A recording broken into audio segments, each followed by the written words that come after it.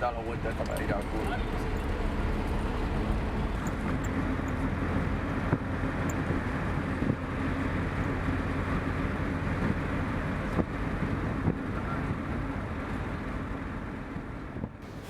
Este es mi esposo.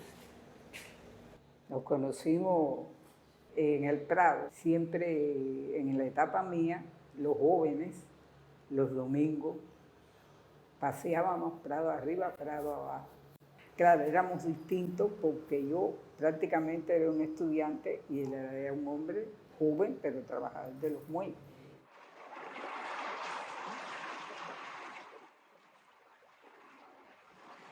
Estoy en La Habana. Ahora investigo sobre un suceso que todo cubano conoce, pero también quienes hemos seguido de cerca el transcurso de esta revolución que triunfó el 1 de enero de 1959. Hasta el momento, todos los tratados sobre la historia del proceso revolucionario se refieren a este acontecimiento en pocas frases. No se profundiza. No se le ha dado la importancia que, creemos, le corresponde. Porque no solo tuvo graves consecuencias para Cuba, sino que involucró a otras naciones. Ocurrió el 4 de marzo de 1960. Su historia tiene estos antecedentes. Cuando triunfa la Revolución Cubana, desde el propio inicio de los primeros pasos que da la revolución, el gobierno de los Estados Unidos mostró una hostilidad permanente al proceso revolucionario. La Revolución Cubana, Estados Unidos no la tenía evidentemente contemplada como un hecho que fuera a materializarse y a radicalizarse de la manera que se radicalizó. Entre esas medidas muy importantes que tomó la revolución en el año 59 estuvo la primera ley de reforma agraria. Ley que chocó inmediatamente con los intereses de la oligarquía latifundista cubana y sobre todo de los intereses de las compañías azucareras norteamericanas en Cuba que tenían la mayor cantidad de tierras en el país. El primer viaje de Fidel fuera de Cuba, cuando triunfa la revolución, es en el propio mes de enero, que va a Venezuela. ¿Y por qué va a Venezuela? Porque Venezuela le dio un apoyo sustancial en armas, en propaganda, en recursos a la Revolución Cubana en la Sierra Maestra. Pero el segundo viaje de Fidel fuera de Cuba fue precisamente a Estados Unidos. Y llegó a Estados Unidos en abril del 59 a proponerle al gobierno de los Estados Unidos tener una relación de nuevo tipo, una relación de respeto, una relación soberana como la que nunca había existido entre Estados Unidos y Cuba. Allí el presidente norteamericano no recibió a Fidel Castro. A última hora, Richard Nixon, vicepresidente, recibe a Fidel casi el último día de la visita. Sin embargo, el gobierno de Eisenhower interpreta rápidamente que la revolución cubana va a ser una revolución radical y que el discurso de la revolución cubana va a afectar los intereses económicos de Estados Unidos en la isla. Por tanto, Estados Unidos desde un principio decide que la revolución cubana no debe sobrevivir. Primeras medidas de bloqueo económico fueron bloquear la venta de armas al país. Solamente el país tenía las armas que se le habían arrebatado a la dictadura batistiana, al antiguo ejército que fue desmovilizado. Estados Unidos, que le daba armas, le vendía armas al gobierno de Batista a trasmano, a través de la base naval de Guantánamo, se negó y obstaculizó por todas las vías que el gobierno revolucionario cubano adquiriera armas en todos los países con los que el gobierno revolucionario cubano tenía convenio. Solamente un país o dos países, Italia y Bélgica, fueron los países que se manifestaron con interés de enviar o vender armas a Cuba. Es así como a principios del año 59 se firman 2 contratos con la Fábrica Nacional de Armas que se encontraba en Lieja. Cuba acude a Bélgica, Cuba no acude a la Unión Soviética, y son los belgas, los dueños de la gran industria armamentista de la FAL, los que dan un paso al frente y con dignidad no se dejan presionar por el cónsul norteamericano en Bruselas, ni por el agregado militar de Estados Unidos en Bélgica. Amberes, en Bélgica, es una ciudad portuaria sobre el río Escalda. En octubre de 1959, el cargo la cubre de bandera francesa, partió de ahí hacia la ciudad de La Habana con 20.000 fusiles FAL. El 15 de febrero de 1960, en el mismo puerto e idéntico barco, se cargaron 44 toneladas de municiones. A la mañana siguiente, a mitad del río, pero a las afueras de la ciudad y bajo estrictas medidas de seguridad, se embarcaron 31 toneladas de granadas. Ambos cargamentos iban en la bodega 6, atrás del barco. Luego la Cubre partió al puerto francés de Le Havre, cargó varias mercancías y a la madrugada del 19 de febrero puso proa hacia La Habana. Cuando creíamos que ya no los encontraríamos, en la ciudad de Le Havre hallamos a 2 miembros de esa tripulación de la Cubre, los que nunca antes habían dado una entrevista sobre aquel trayecto.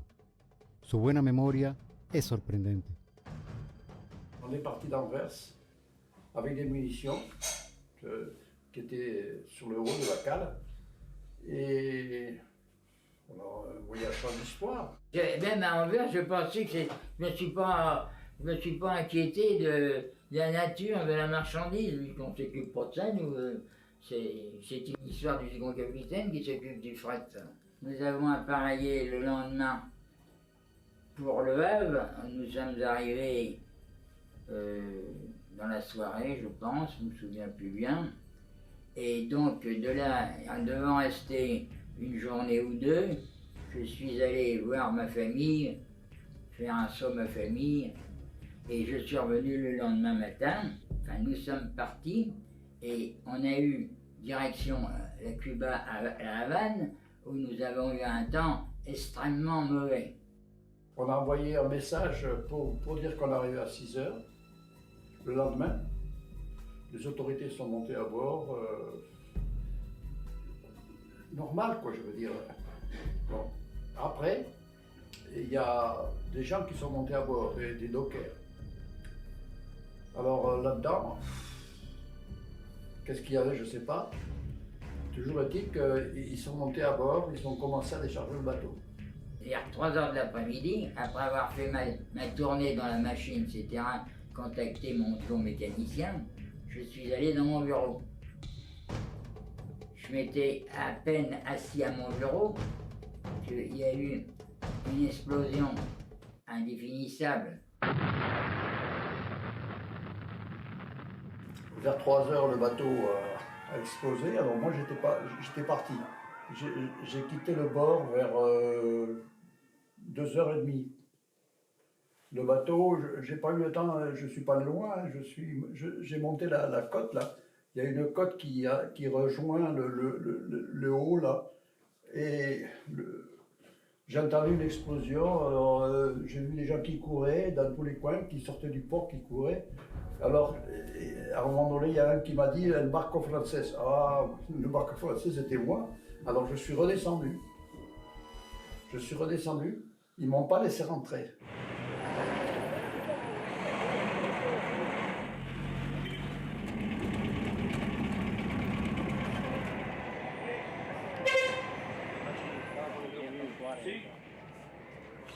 El 4 de marzo del 1960, Fidel estaba reunido en el piso 18 con Raúl, con Guillermo García y otros compañeros, cuando sentimos una explosión que estremeció todo el edificio.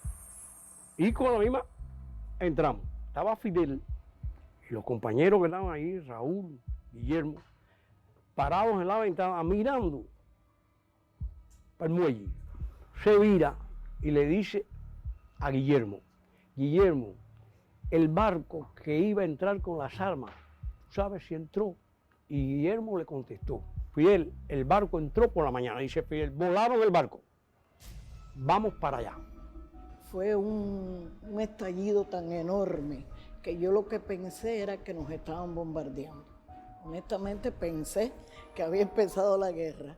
Aquí La Habana se puso negra, como la noche.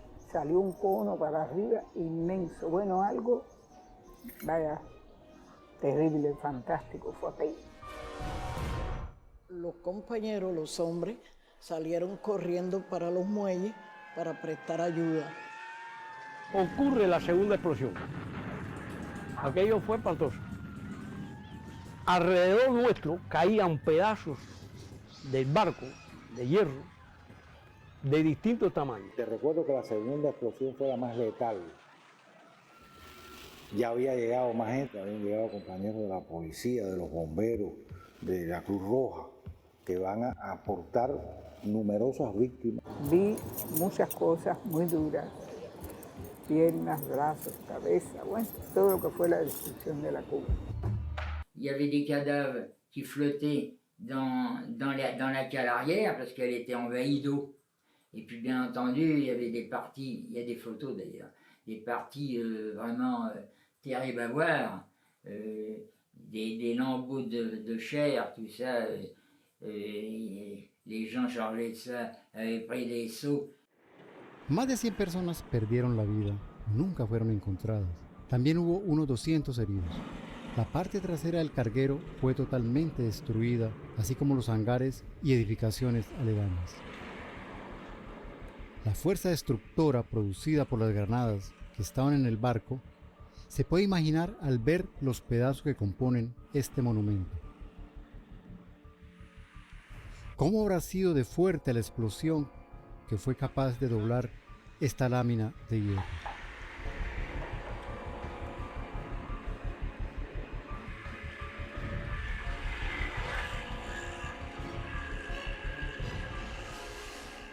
¿Qué pasó el 5 de marzo, al día siguiente de la explosión? Los milicianos fuimos convocados para 2:23, que era donde Fidel iba a hacer la explicación de lo que había sucedido. O sea, todos fuimos para ahí, de todas maneras íbamos a ir, porque el pueblo entero quería participar en aquel entierro. La calle 23 estaba llena de un extremo a otro. Incluso yo recuerdo, estábamos todos vestidos milicianos, y recuerdo que había una muchacha joven, bonita, al lado mío, y tenía una sombrilla en la mano, y daba golpes en el suelo a medida que Fidel iba hablando, al extremo de que al final la sombrilla estaba destrozada. Y la gente lloraba, todo el mundo lloraba, como si se hubiera muerto un familiar muy cercano. Había rabia en el pueblo, estaba enardecido, estaba dispuesto a lo que fuera. Muy pocas personas lo saben, pero la imagen más reproducida en el mundo fue captada ese 5 de marzo por el fotógrafo cubano Alberto Díaz, más conocido como Korda. La expresión de aquel rostro encierra el dolor, la rabia y la impotencia, no solo de ese hombre, sino que refleja el sentimiento de todo un pueblo. La tarde era un poco metida en agua, como que dice, así un poco gris. Yo voy paneando mi cámara lentamente. Esa cosa que hay en el rostro de él, que es lo que se ve en la foto, me impresiona tanto cuando lo veo en la cámara que te digo que lo que a mí nunca se me olvida es que instintivamente hice como una cosa así hacia atrás, ¿no? Me asustó, se te puedo decir un poco. Y al mismo tiempo asustarme, apreté el obturador. Y entonces ahí queda la imagen esa.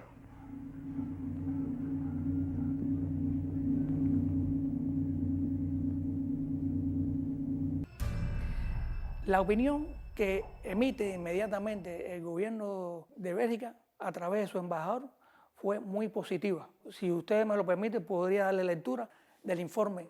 La emoción que se despertó en La Habana se mezcló enseguida con resentimiento. Todo el mundo, de hecho, está convencido de que la doble explosión es el resultado de una maniobra de sabotaje. Es la opinión tanto del hombre en la calle como de los testigos inmediatos. La CIA savait qu'il y avait des armes, ça c'est sûr. La CIA, elle avait des murailles partout. Elle savait qu'il y avait des armes, mais c'est tout. Bon, ben, peut-être que la CIA a fait sauter le bateau. Simplemente había la total convicción de que sí había sido un sabotaje y era obra de la CIA. Aquel 5 de marzo, Fidel Castro prácticamente imputó al gobierno estadounidense la voladura del cargo la cubre. Pero ¿era tan evidente su responsabilidad? No hemos encontrado, todo lo que hemos buscado, documentos desclasificados de Estados Unidos que avalen su participación directa. Pero hay una serie de indicios, tanto documentados como de las acciones que ya comenzaban a hacer Estados Unidos contra Cuba, que demuestran que ese país preparaba esa acción.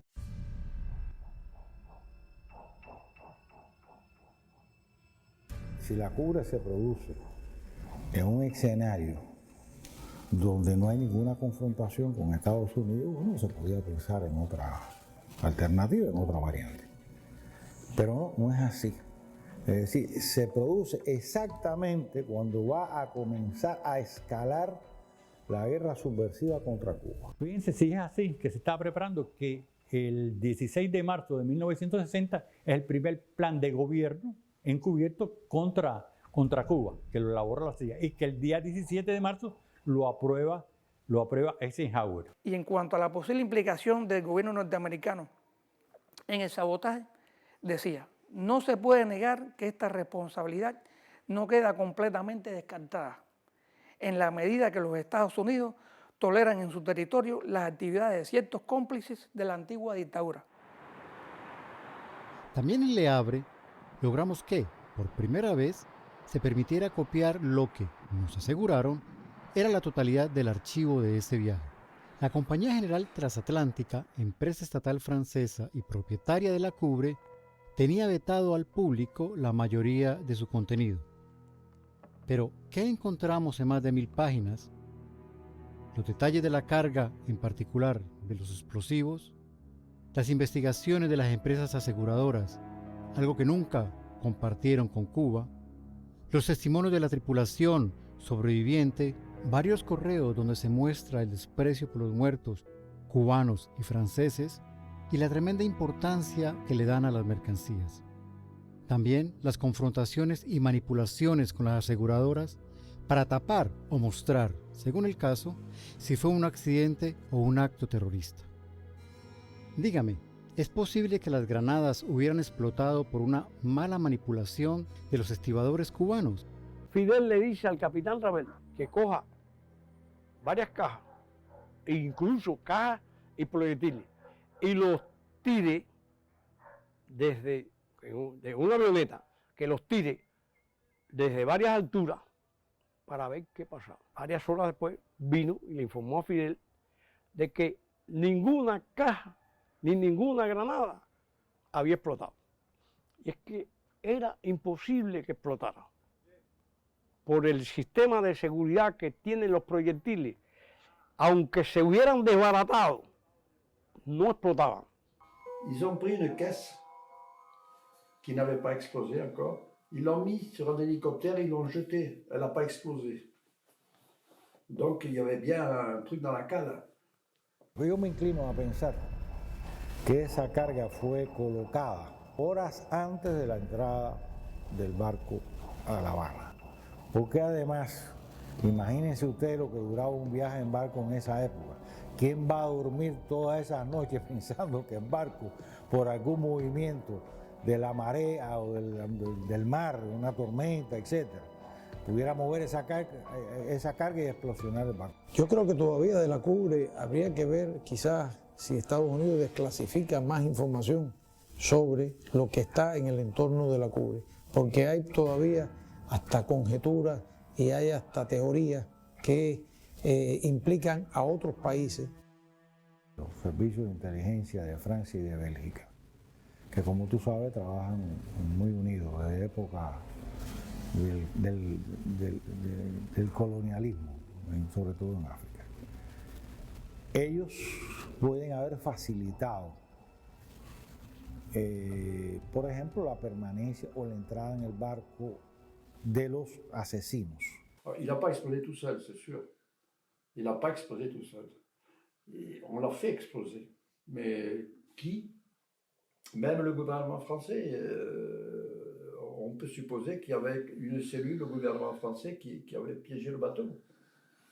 En Francia existen investigaciones demostrando que desde mediados de los años 50 del siglo pasado, el Ministerio del Interior creó una célula clandestina llamada la Main Rouge, la Mano Roja, encargada de asesinar a quienes apoyaban a los independentistas del Frente de Liberación Nacional de Argelia.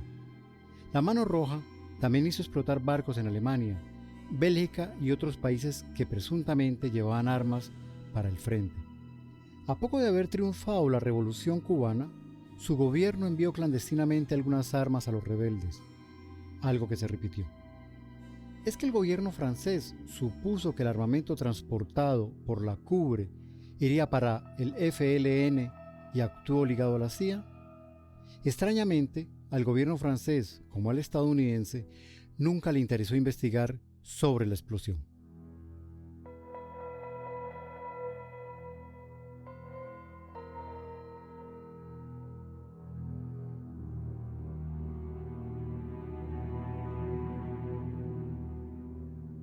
Cuando llega al hospital de emergencia, que fue donde él arribó, porque él se salva, pero en vida muerto, porque lo destruyeron por completo.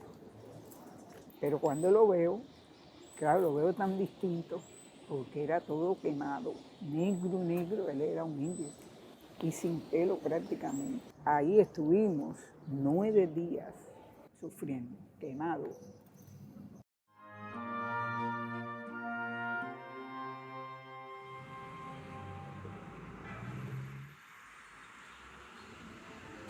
En agosto de 1993, Monique Mugat llega a Cuba para buscar la tumba donde debían estar los restos de su hermano Alain.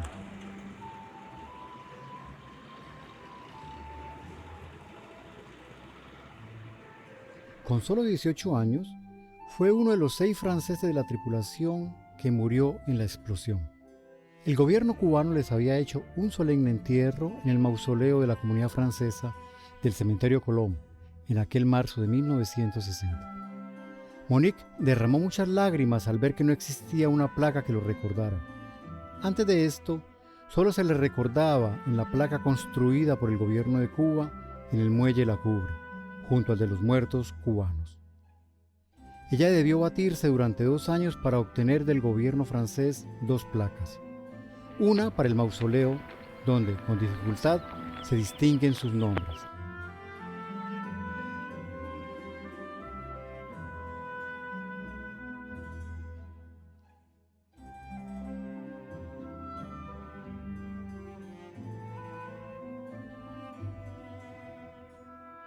La otra para donde fue la explosión. En Francia no existe nada público que lo recuerde, tampoco se sabe de la Cuba.